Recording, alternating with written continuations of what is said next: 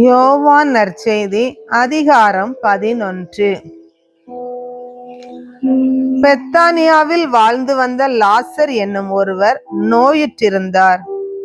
அவ்வூரில்தான் மரியாவும் அவருடைய சகோதரியான மார்த்தாவும் வாழ்ந்து வந்தனர். இந்த மரியாதான் ஆண்டவர் மேல் நறுமண தைலம் பூசி தமது கூந்தலால் அவரின் காலடிகளை துடைத்தவர். நோயுற்றிருந்த லாசர் இவருடைய சகோதரர். லாசரின் சகோதரிகள் இயேசுவிடம் ஆள் அனுப்பி, ஆண்டவரே, உம் நண்பர் நோயுற்றிருக்கிறார் என்று தெரிவித்தார்கள். அவர் இதை கேட்டு, இந்நோய் சாவில் போய் முடியாது, கடவுளின் மாட்சி விளங்கவே இவன் நோயுற்றான், இதனால் மானிட மகனும் மாட்சி பெறுவார் என்றார். மார்த்தாவிடமும் அவருடைய சகோதரியான மரியாவிடமும் லாசரிடமும் இயேசு அன்பு கொண்டிருந்தார். லாசர் நோயுற்றிருந்ததை கேள்விப்பட்ட பிறகு தாம் இருந்த இடத்தில் இன்னும் 2 நாள் அவர் தங்கியிருந்தார். பின்னர் தாம் சீடரிடம், மீண்டும் யூதேயாவுக்கு போவோம் வாருங்கள் என்று கூறினார். அவருடைய சீடர்கள் அவரிடம், ரபி, இப்போதுதானே யூதர்கள் உம்மேல் கல்லெறிய முயன்றார்கள், மீண்டும் அங்கு போகிறீரா என்று கேட்டார்கள். இயேசு மறுமொழியாக, பகலுக்கு 12 மணி நேரம் உண்டு அல்லவா? பகலில் நடப்பவர் இடறி விழுவதில்லை. ஏனெனில் பகல் ஒளியில் பார்க்க முடிகிறது, ஆனால் இரவில் நடப்பவர் இடறி விழுவார், ஏனெனில் அப்போது ஒளி இல்லை என்றார். இவ்வாறு கூறிய பின், நம் நண்பர் லாசர் தூங்குகிறான், நான் அவனை எழுப்புவதற்காக போகிறேன் என்றார். அவருடைய சீடர் அவரிடம், ஆண்டவரே, அவர் தூங்கினால் நலம் அடைவார் என்றனர்.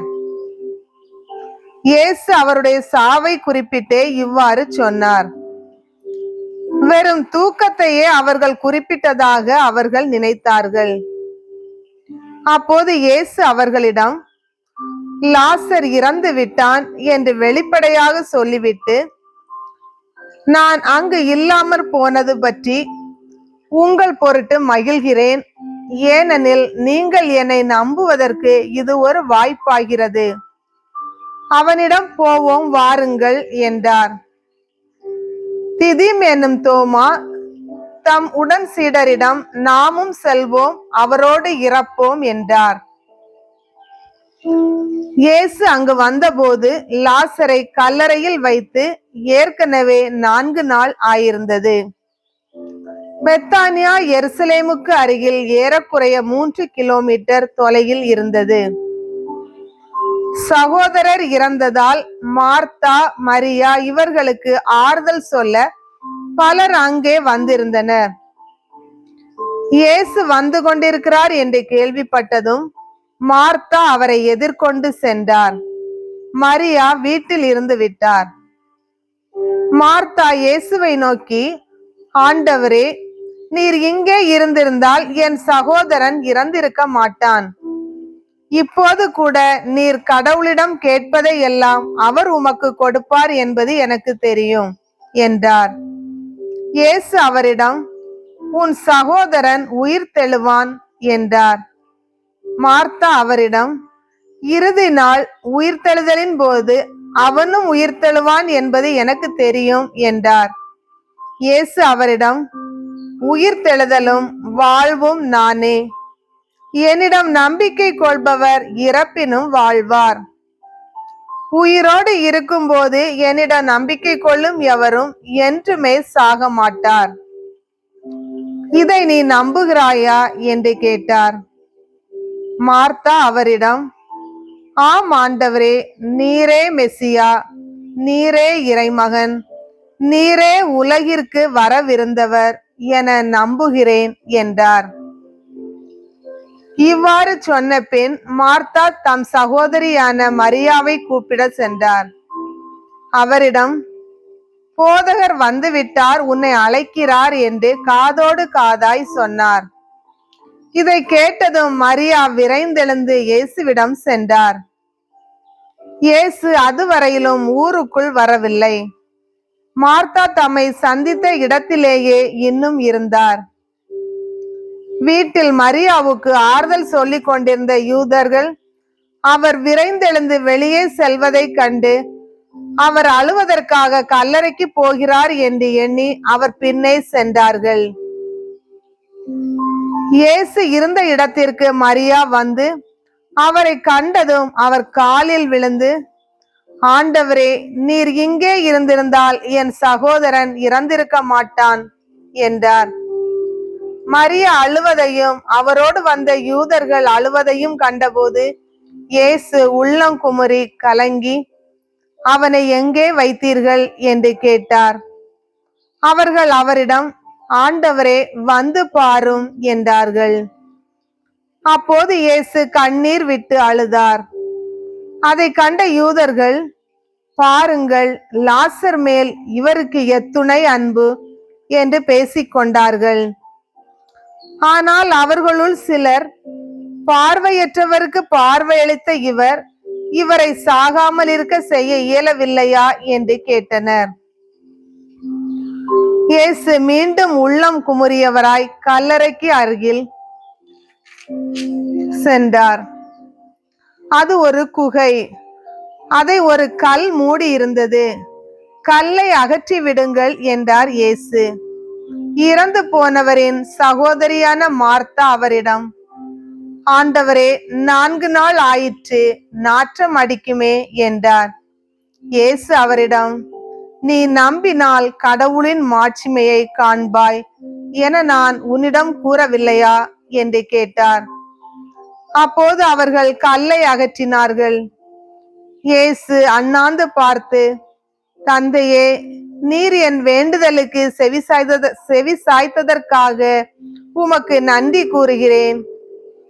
நீர் எப்போதும் என் வேண்டுதலுக்கு செவி சாய்க்கிறீர் என்பது எனக்கு தெரியும். எனினும் நீரே என்னை அனுப்பினீர் என்று சூழ்ந்து நிற்கும் இக்கூட்டம் நம்பும் பொருட்டே இப்படி சொன்னேன் என்று கூறினார். இவ்வாறு சொன்ன பின் இயேசு உரத்த குரலில், லாசரே, வெளியே வா என்று கூப்பிட்டார். இறந்தவர் உயிரோடு வெளியே வந்தார். அவருடைய கால்களும் கைகளும் துணியால் சுற்றப்பட்டிருந்தன. முகத்தில் துணி சுற்றப்பட்டிருந்தது. கட்டுகளை அவிழ்த்து அவனை போக விடுங்கள் என்று இயேசு அவர்களிடம் கூறினார். மரியாவிடம் வந்திருந்த யூதர் பலர் இயேசு செய்ததைக் கண்டு அவரை நம்பினர். ஆனால் அவர்களுள் சிலர் பரிசேயரிடம் சென்று இயேசு செய்ததை தெரிவித்தனர். தலைமை குருக்களும் பரிசேயரும் தலைமை சங்கத்தை கூட்டி, இந்த ஆள் பல அரும் அடையாளங்களை செய்து கொண்டிருக்கிறானே, என்ன செய்யலாம்? இவனை இப்படியே விட்டுவிட்டால் அனைவரும் இவனிடம் நம்பிக்கை கொள்வர். அப்போது ரோமையர் வந்து நம் தூய இடத்தையும் நம் இனத்தையும் அழித்து விடுவார்களே என்று பேசிக்கொண்டனர்.